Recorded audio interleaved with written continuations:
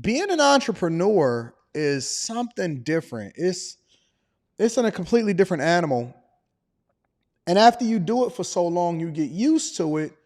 But I don't think people really understand what they're getting themselves into. And a lot of this conversation that I'm having with you guys right now is inspired by a lot of the review videos that we've been doing over the last few days, over the last few Millionaire Morning shows, over the last couple of weeks. And I see these people and they keep saying, oh man, I want to quit my job and I want to go off and do my own thing and I want to finesse it and wake up when I want to. Man, don't you know that it's 10 times harder that you own 24 hours a day, 7 days a week, no matter what happens when you decide that you want to open up your own business? Don't you know how difficult it is for people to be disciplined enough to get rich?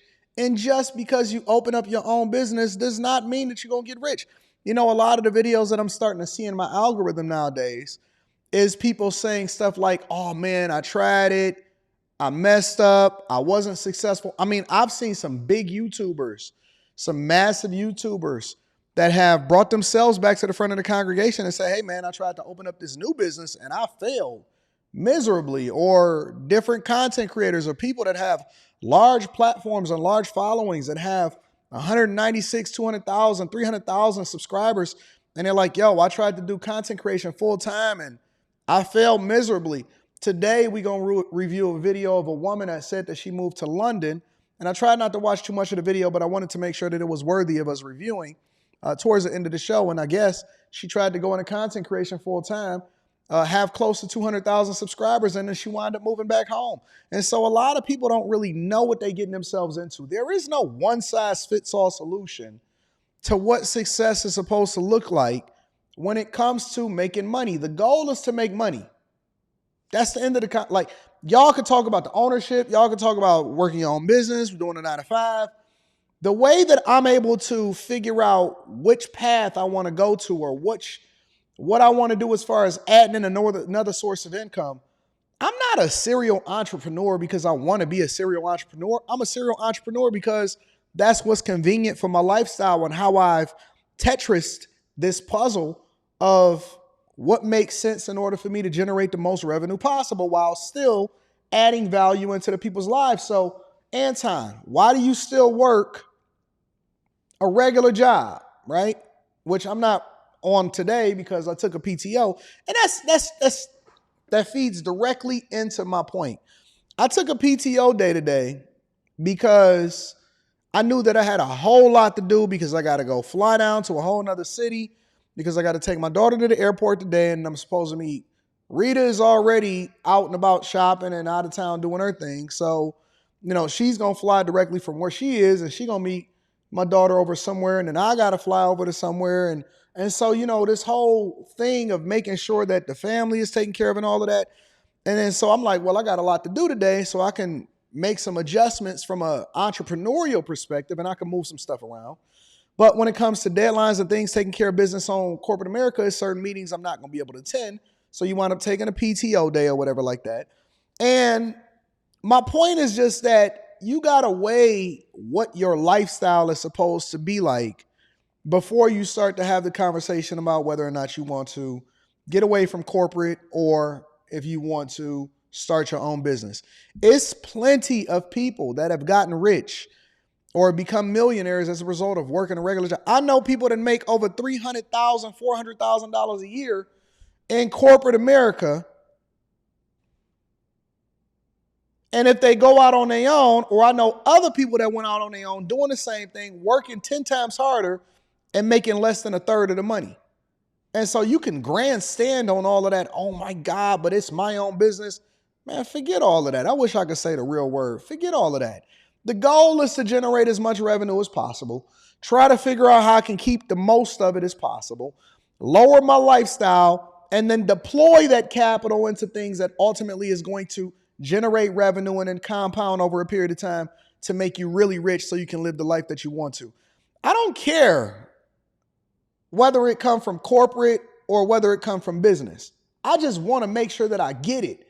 I want to make sure that I increase the value of my time that I'm trading in for resources. I want to make sure that I add as much as I possibly can into the day so that my 12 hours, my 10 hours that I'm working relentlessly on a daily basis, that I'm getting the most out of it, so that when I decide that I want to go out and break out, or I want to buy a car, or I want to go and have fun, then I can do what I want to do. I'm not caught up on the semantics of it's your own business or this is corporate America. Listen, the pros and cons, it weighs on both sides. Let me give you an example. As an entrepreneur, you don't get no days off. Whatever happens, happens. In corporate America, you can do PTOs and stuff like that. On the flip side, in corporate America, I have a particular salary, right? And then I get bonuses and equity depending on my performance and the performance of the company and all of that, depending on how you negotiate it and how far up you are in corporate America. But here in the entrepreneurial world, you don't work, you don't eat. It's pretty much guaranteed on that side. It's not on this side. But on that side, I also get healthcare coverage, life insurance, dental, vision, 401k, all of that stuff. Whenever and of course you can go and you can spend extra money and spend an egregious amount of money in order to go and buy it for yourself as an entrepreneur. But my point is that it's pros and cons to both. It's pros and cons. You get that guaranteed paycheck every single week or bi-weekly or monthly or however it is that you got it set up. On this side, you eat what you kill. So your lifestyle may be set up to where you're a little bit lazier and you might want to get up when you want to. Well, guess what? That's not how it works when it comes to a capitalistic market, because yeah, you can wake up when you want to, but it's not guaranteed that the customers are still going to be there, because somebody may have got up before you and beat you to the punch, which then incentivizes you to get up earlier. Now you're working 10 times harder than you thought that you was going to be working in order to get this thing off the ground, and you ain't even guaranteed to be successful. Then you got the tax stuff, and then you got all this other stuff, right? And so you got to deal with employees. It's different working as an employee and being a lazy numbskull versus having to hire people, and then you don't know whether or not this person is doing their jobs. You put in checks and balances. If anything happens, it it comes back to you. It don't come back to the employee. So it's a lot that goes into it. It's a lot that it really makes sense. But ultimately, what I'm trying to tell you guys is that the sum total in the game is to generate as much revenue as possible. I don't care if you're in corporate. I don't care if you're an entrepreneur. Generate as much revenue as possible. Deploy that capital by minimizing your expenses and investments, and then ultimately letting assets accumulate over a period of time that will compound and then make you incredibly rich, and you can live the life that you want to. I don't care where it comes from. As long as it's legal, as long as it's not hurting nobody, as long as it adds value into people's lives, and as long as I can take care of my business, make sure that my daughter ain't got to have no student loans, and I can minimize my taxes, I'm good with that. I'm 100% good with that.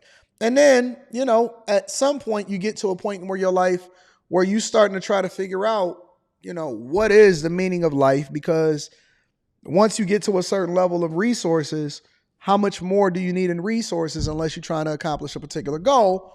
And then life starts to get a little bit different then, because then you can enjoy things a little bit differently. But all I'm saying is, be careful with what your mindset is when it comes to whether or not you want to work, you don't want to work.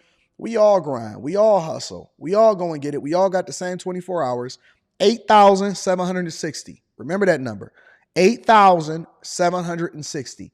That's the amount of hours in a year. Take how much you make per year, divided by 8,760. That's how you know how much your time is worth. So when you go and you trade in your time for money, that's what it's costing you. When you go and hang out with chicks that ain't best for you, that's what it's costing you. When you go out there and you spend a whole bunch of money and you spend a bag on a chick, well, think about how many hours you had to trade in order to be able to get that resource so that you can trick off all for a quick, It may not necessarily be worth it.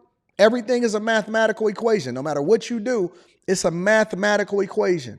Your time is worth X based off of how much you generate divided by the amount of hours in a year. That's how much an hour of your time is worth. So when you spending time around people that ain't add value into your life, ask yourself this question: is costing me an hour to sit in front of your face, or for you to be wasting my time That's how I determine what it is that I'm going to charge for a coaching call. I don't maximize based off of how much I can make or how much my time is truly worth. All I ask you to do is cover me so that I could be doing something more productive. I could be hanging out with my daughter. I could be taking care of business. I could be trying to increase the value of my time. I minimize the amount of money that I make because I always want to add value into people's lives because the people is my currency. And as long as I help the people, my goal is to make this earth as a better place had I not been here, right? And so when I charge people in corporate, is much different than when I charge you for a coaching call because all I ask you to do is to respect my time. I know how much my time is worth, and I don't even charge that. So then when you call me and you say, Anton, I want a coaching call, and then you late to your coaching call, it's disrespectful because I don't need that. I'm doing this for you, and all I ask you to do is to respect my time. I don't even charge you what I charge corporate clients, not even remote. I don't even charge you a fourth of what I charge corporate clients. And I offset that by being able to offer you so much value. But when you don't respect yourself, see, most people are lazy, and it's going to be a reflection of every single thing that you do. You're going to show up to work late. You're going to show up to a coaching call late. You're going to show up to your funeral late. You're going to show up to church late, dinner late, graduations late. Your life is a late excuse.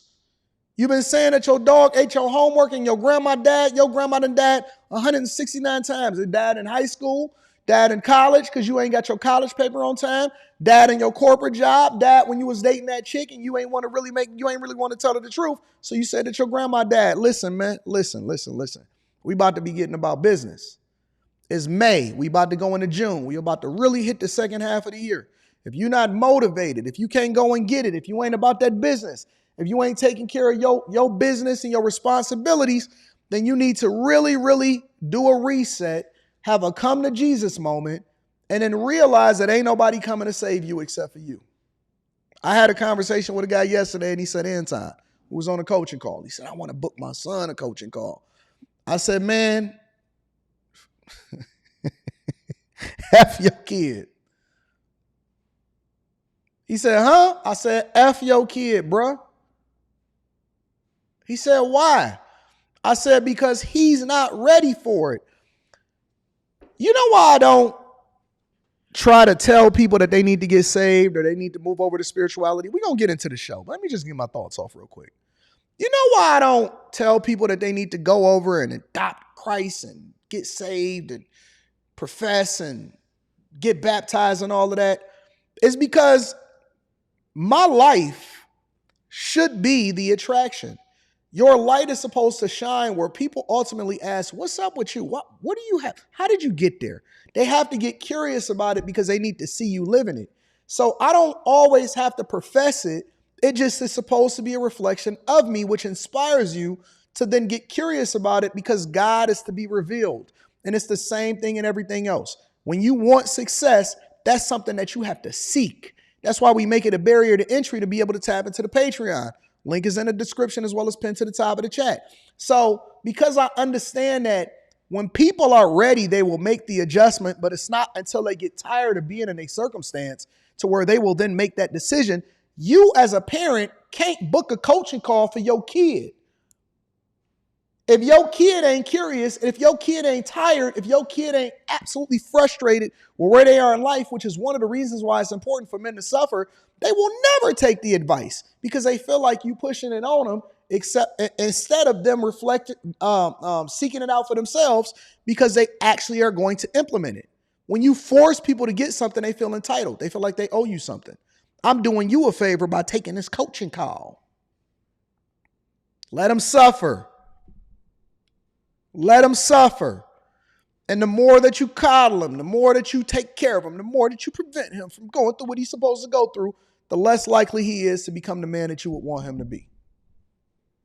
And so all I'm telling you is it's time to gird up, let the children put the toys away. When I was a child, but when I became a man, I put away childish things. It's about to be the second half of the year. Y'all ready to get to the bag?